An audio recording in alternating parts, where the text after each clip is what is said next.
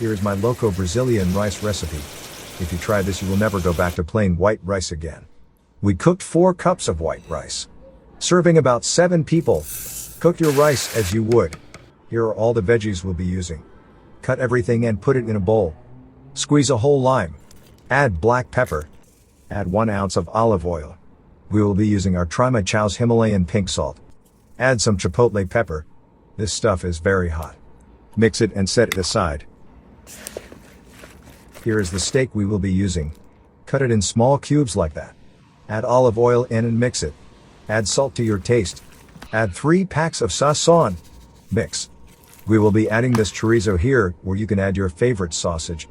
Let's cut it like that. Lady in red frying pan reporting for duties. Put your meat in.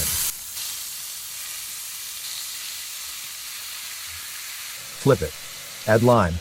Add onion powder. Add garlic powder. Mix it. Remove it from the fire and set it aside. Add our chorizo into the lady in red pan. Cook it for about 7 minutes and add your veggies.